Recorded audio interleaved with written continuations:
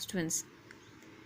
Two very important topic, time study and motion studies. ये आपको different between की form में भी आपसे क्वेश्चंस पूछे जाते हैं या आपके शॉर्ट नोट्स में होती है.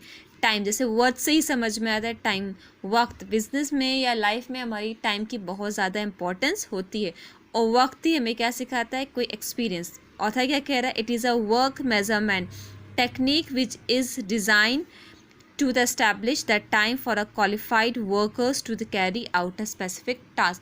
अगर हम अपना काम वक्त पे पूरा करेंगे तो हमारे बिजनेस के लिए वो क्या है, एज अ प्रॉफिटेबल है. और अगर अपना काम हम टाइम पे कंप्लीट नहीं करेंगे वो हमारे लिए क्या बन जाएगा, लॉस बन जाएगा, हमारी गुडविल चली जाएगी. इसीलिए हमेशा टाइम का आपको कंज्यूम करना चाहिए. Motion study with the times is a technical which is include the close observations of the movement of the body. जितना आपको उसका काम का एक्सपीरियंस होगा आपको उतना ही वो शॉर्ट टाइम लगेगा वर्क को कंप्लीट करने. फॉर एग्जांपल आपने शुरू में ड्राइविंग सीखते हैं तो आप उसको कहीं भी जाने करने में अपन बहुत हेजिटेट होते हैं, स्मॉल स्पीड पे आते हैं. बट जब हम धीरे वो काम करते हैं तो हमारा एक्सपीरियंस बिल्डअप होता है. आप ही अगर चाहें कि हमारा फाइनल मार्च में पूरा पढ़ लें तो हमें एकदम अच्छे मार्क्स नहीं आएंगे. हम स्मॉल स्टडी करेंगे तो लास्ट में जाके हमारे लिए वो क्या बन जाएगा, beneficial skill. Next, method of the study. Of course without mattering, without planning हम कोई भी काम नहीं कर सकते. ऑथर ने कहता है the main M of the method of study is to be the keep of the production of the cost to the minimum by proper mixture of the organization resources such as land, labor, capital, etc. जब तक हमारे पास एक अच्छी जगह, एक अच्छे amount, अच्छा capital नहीं होगा हम वो मेथड अप नहीं कर सकते. बट उसने क्या कहा कि अगर आपके पास टाइम स्टडी और मोशन स्टडी का रूल है, आप अपने टाइम को सेव कर सकते हो और एक्सपीरियंस से कर सकते हैं, तो वो आपके लिए क्या बन जाएगा, मेथड ऑफ स्टडीज़. आप अपने वर्क को यूटिलाइज कर सकते हैं, अपने आप को इम्प्रूविंग कर सकते हैं ताकि हमारा business day by day increase up होता रहे. Now next is frequency of studies. It is taken to determine the amount and the frequency of the rest required for a completely of task. जब हमें किसी काम का experience हो जाता है तो हम उस गुड्स की वैल्यू डिसाइड करते हैं कि इतनी चीज़ में हमें ये काम हो जाएगा. आप यहाँ पर फॉर एग्जांपल पूरी बुक्स तो लर्न अप नहीं करते, वी टेक अ इम्पॉर्टेंट. हम इम्पॉर्टेंट बहुत अच्छे से लर्न कर लेते हैं और उसमें हमें क्या मिलता है, एक्सपीरियंस मिलता है, लर्निंग पावर इंक्रीज़ होती है. आप ही हैं.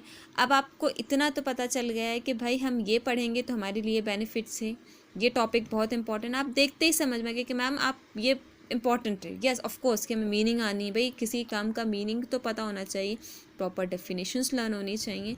We take a experience. हम पढ़ के अपने आप को इतना बिल्डअप कर देते हैं कि हमें आगे जाके क्या मिले, सक्सेस. आप अपने आप का एग्जाम्पल लेके चलिए कि अगर हम कोई काम शुरू करते हैं, थोड़ा लॉस होता है, फिर प्रॉफिट होता है, फिर लॉस होता है, फिर एक टाइम ऐसा आता है जब हम किसी और को उस चीज़ की एडवाइस देते हैं, नहीं आप इतना पैसा इन्वेस्ट करिए या ये काम करिए तो आपको क्या मिलेगा, बेनिफिशियल्स मिलेंगे. नेक्स्ट, स्टैंडर्डाइजेशंस. किसी काम में स्टैंडर्ड होना बहुत ज़्यादा इम्पॉर्टेंट होता है.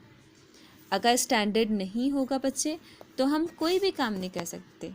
कैसे, अब भाई आपने बिज़नेस देखा है, नॉर्मल चौक में भी बिज़नेस है, टीबी मॉल में भी बिज़नेस है, आपका लोकल मार्केट में भी बिज़नेस है, पर हर एक पर्टिकुलर वे का एक स्टैंडर्ड होता है.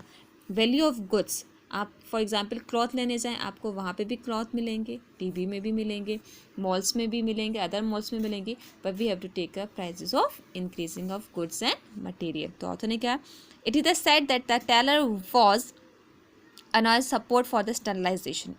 He was of organic. The scientific method should be the used by the analysis. हम आसपास से सीखते भाई. अपन कोई बिज़नेस देखते हैं, बहुत सारे स्टूडेंट हैं जिसकी शॉप्स होगी, उन्हें मालूम है कि मार्केट वैल्यू हमें किस हिसाब से इंक्रीज़ करता है. जैसे रिसेंट सिचुएशन चल रही है कि गुड्स प्रोडक्ट नहीं हो रहे हैं, फिर भी जो हमारे पास स्टोरेज है हम उसको बहुत हाई प्राइजेस पे नहीं बेच रहे कि हमारे पास भाई ये सामान है तो हम बेच दो, में प्रॉफिट होगा. पता है कि ज़्यादा अगर हम हाई प्राइजेस करेंगे तो वो सेल डाउन ही नहीं होगा. इसीलिए we have take a equalling formations.